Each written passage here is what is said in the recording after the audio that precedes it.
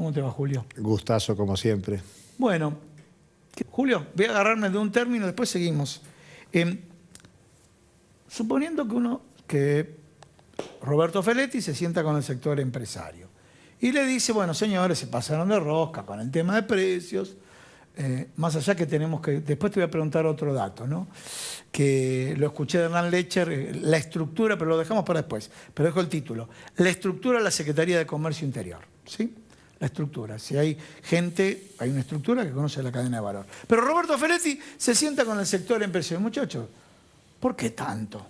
Aflojen un poquito, ni siquiera le dice mucho. Bueno, cuando visualizan estas fracturas, ¿el sector empresario ya termina marcando agenda?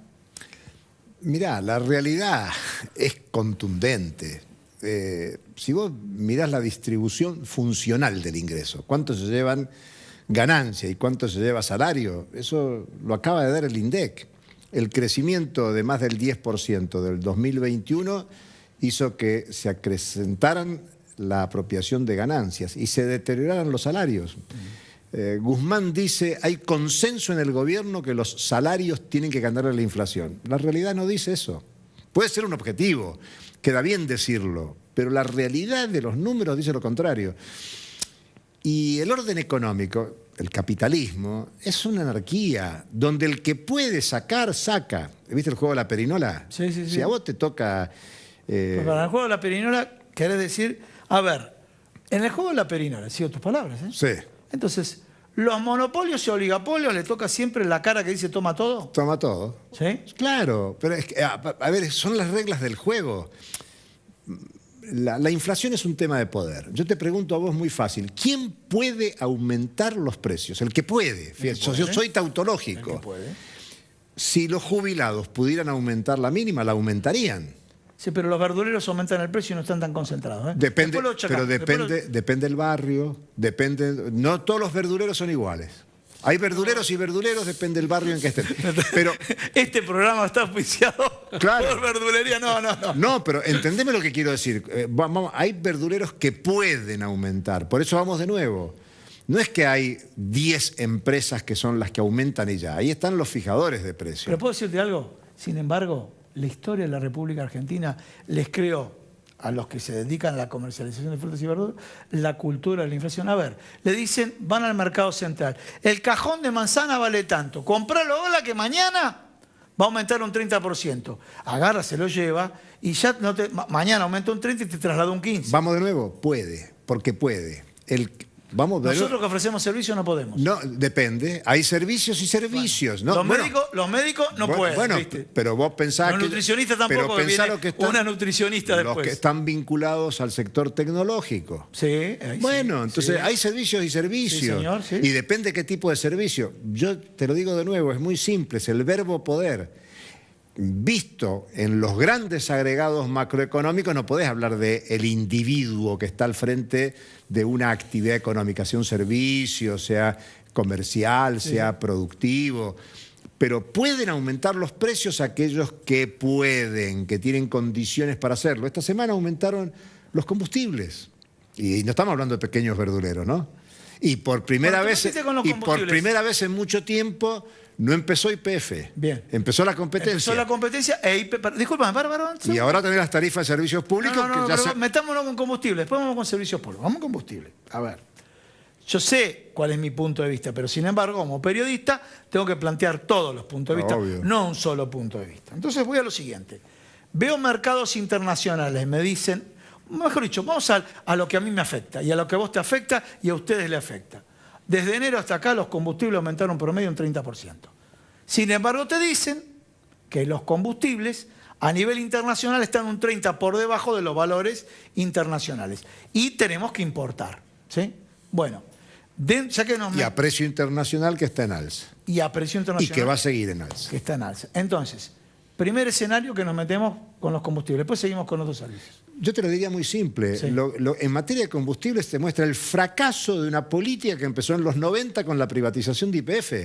Es increíble que la Argentina siga todavía apostando a la privatización de hidrocarburos. Es más, preguntate... Pero tu punto de vista es que el 100% tiene que estar en manos del Estado. Totalmente. No hay ninguna explicación para que esté en el sector privado. Te diría, lo mismo pasa con la banca. ¿Qué necesidad tenés vos de No, tener? pero vamos a los No, combustibles. pero es que son sectores estratégicos de la economía. Ya lo sé, sobre pero todo, para no confundir a la gente. Combustible. perfecto, sector energético tiene que estar en manos públicas. Y te diría, no en el sentido público tradicional anterior, sino con participación de la sociedad, de los usuarios, del sector empresario, del sector sindical, del conjunto, para discutir incluso energía para qué la Argentina. Porque la energía actual de la Argentina, primero, se está haciendo emprendimientos energéticos para la exportación, cuando la Argentina es un país que importa energía, bien lo has dicho. Sí. Y necesitaríamos otro... Importa energía para exportar productos. Necesitaríamos otro modelo productivo para discutir cuánta energía necesita la Argentina para satisfacer las necesidades de la población empobrecida. Es una vergüenza que la Argentina tenga casi 40% de pobres según la estadística oficial. Y eso tiene que ver con la forma de organización económica de la sociedad. Y la energía es fundamental. Pero sin embargo, la producción agraria mundial daría para alimentar a 12.000 millones de personas. Lo que ocurre Pero es que... quiero que cierre la idea internacional. Pero quiero complementarte sí. esto, porque ese excedente de producción se utiliza para energía. Entonces, producción que debería servir para alimentar a ingleses, africanos, latinoamericanos, se utiliza para sustitutos de la energía hidrocarburífera. Hay todo un debate que me parece que hay un sentido común que repite que la Argentina está preparada para dar de comer a 400 millones de personas, y yo creo que no es así. No tenemos ni la industria. Yo creo que es más matizado, porque te concentrás mucho la pregunta en el gobierno. Sí. Y no te concentras en la oposición, Bueno. que es muy parecida.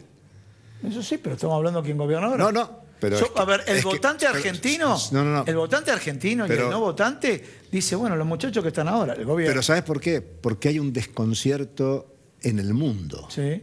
Yo vuelvo de nuevo a la cuestión global. Sí, Vos pensás que Estados Unidos ha lanzado una cadena de sanciones hacia Rusia, y vos te ponés a mirar y... ¿cuál es el impacto que está teniendo en concreto? Bueno, se ha fortalecido la alianza Rusia-China. Sí. Europa es el gran perdedor en precios internacionales de los alimentos, de la energía. Sí, sí.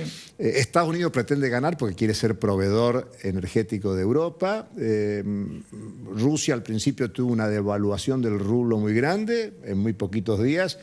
Dio vuelta a la torta, y hay un desorden monetario, productivo, general. Entonces, yo creo que hoy en el gobierno, ¿por qué aparecen estos discursos? ¿Por qué aparecen dos discursos? Y en la oposición también. Porque no se sabe. Bien. Hay un nivel de incertidumbre tan grande. Te tomo el mundo de incertidumbre. Y fíjate lo que le contesta Guzmán a Cristina. Lo de ustedes fue inconsistente. Le está diciendo que fue inconsistente en el 2015. Sí. En los 3 gobiernos aquí hubo inconsistencia. Y por eso vamos a continuar haciendo lo que estamos haciendo. Porque es una apuesta que tiene, el ministro habla de tranquilizar la economía. Muy difícil tranquilizar con 60% de inflación. Sí, obvio. Pero hay una lectura del momento que creo que hay lecturas de lo que acontece en el mundo y cómo impacta en la Argentina, que lleva a estrategias políticas diferenciadas en el gobierno y en la oposición. Y la sociedad lo que siente, la mayoría de la sociedad, sobre todo la empobrecida, es que la política no le resuelve. Y por eso vamos de bono tras bono hasta el triunfo final. Bueno, ahí tenés un escenario de incertidumbre, porque dijiste bien, la pandemia nadie sabía cómo manejarla. Yo creo, y lo hablábamos con Gerardo antes de entrar, hay una tendencia global a salir de las restricciones económicas, de los cierres, porque, bueno, se demostró que vamos a convivir mucho tiempo con esta pandemia o con otras pandemias, con otros problemas, y la economía está en un momento global de desaceleración. El Fondo Monetario, su último informe dice lo que habíamos pensado que íbamos a crecer en enero, vamos para abajo. La perspectiva global es para abajo.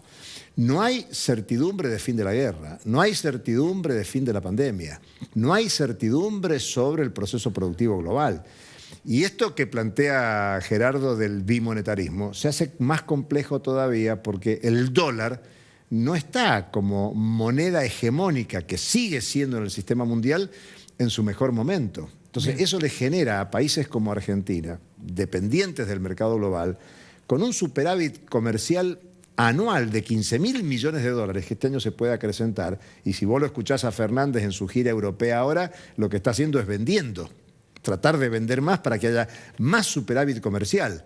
Pero ese superávit comercial no termina en el Banco Central.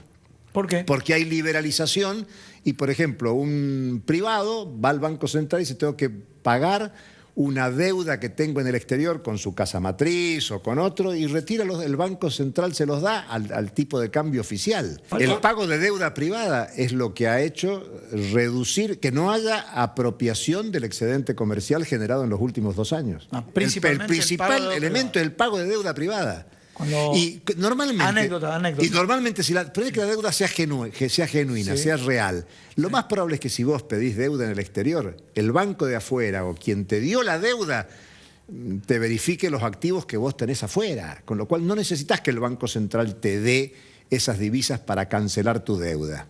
Vos podrías cancelarla con tus activos en el exterior, que son casi un PBI de la Argentina. Bien. Yo te diría que lo que va a crecer en la Argentina es la conflictividad social. Fíjate la marcha piquetera que hoy está confluyendo desde todo el país sobre Buenos Aires por 3 días consecutivos, y las demandas sociales son inmensas, son gigantescas. Hasta llama la atención a muchos observadores internacionales que con los elevados niveles de inflación y de penuria social no haya un mayor nivel de conflictividad. Y tiene que ver con esta historia de los votos obtenidos en su momento en el 2019, que se deterioraron en consenso en el 2021, y ese descontento puede transformarse en crecimiento de la protesta social, de la conflictividad, que me parece que eso es lo que podrá terminar definiendo una posición distinta en el gobierno para satisfacer determinadas necesidades y no otras. Y no hemos hablado de que está por llegar la primera misión de monitoreo del Fondo Monetario Internacional. Están haciendo un monitoreo vía Zoom.